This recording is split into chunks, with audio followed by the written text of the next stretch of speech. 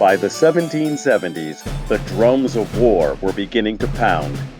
The American Revolution, with its loud cries for liberty, equality, and freedom, was drawing near. Could a new day be dawning for enslaved people? African Americans, both enslaved and free, played critical roles throughout the American War for Independence.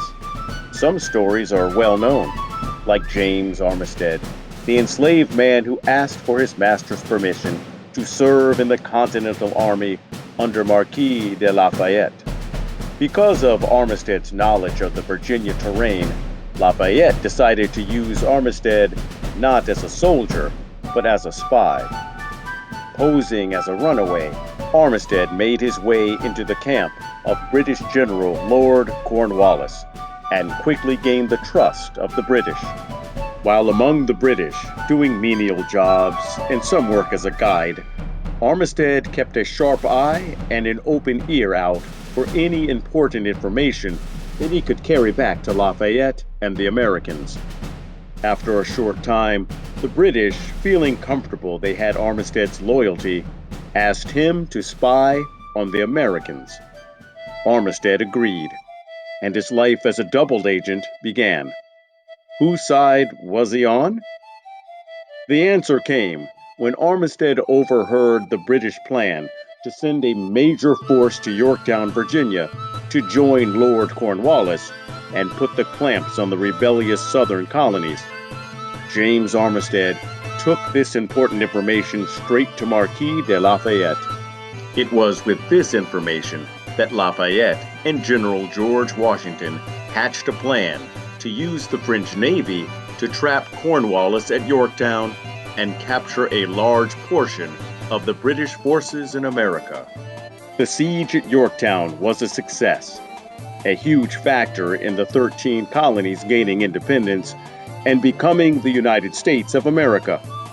James Armistead was certain that deed to help the Americans would result in his personal freedom.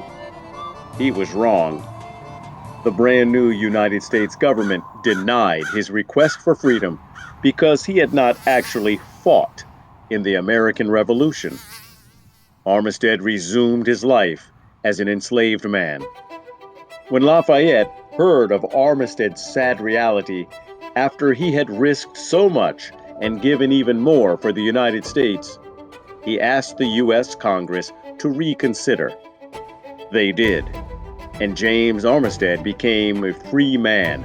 He took the name James Armistead Lafayette to show his gratitude to the French general who'd returned a favor.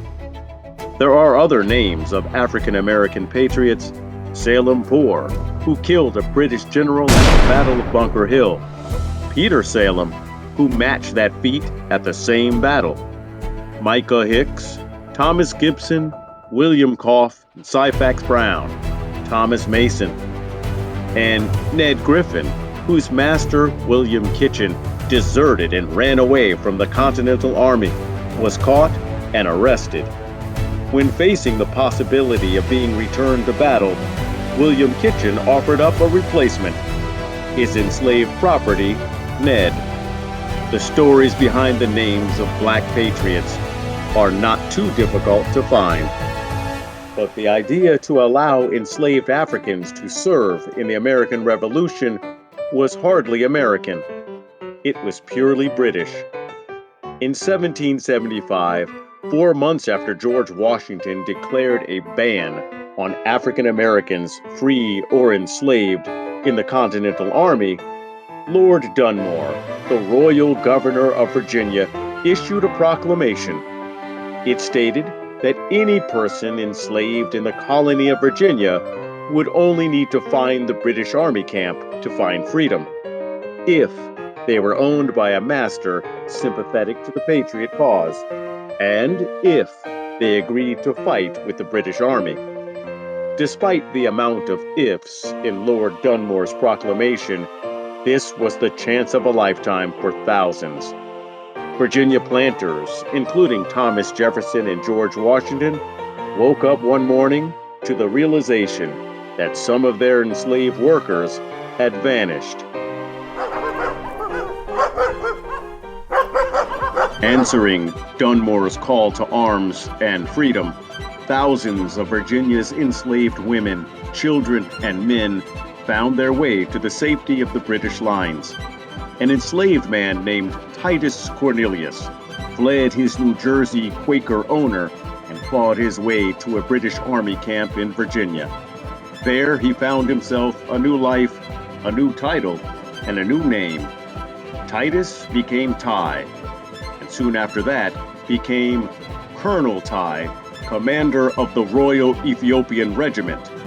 This small, mobile military unit struck terror in the hearts of patriots as they carried out stealthy raids throughout the New Jersey colony. Using swamplands as highways, Tye and his men targeted former slave masters, plundered their homes, burned their plantations, and freed enslaved people at every turn. They captured some patriot leaders while assassinating others. Colonel Tye's Royal Ethiopians grew to 800 and never lost a man, all while wearing uniforms embroidered with the words, "Liberty to slaves."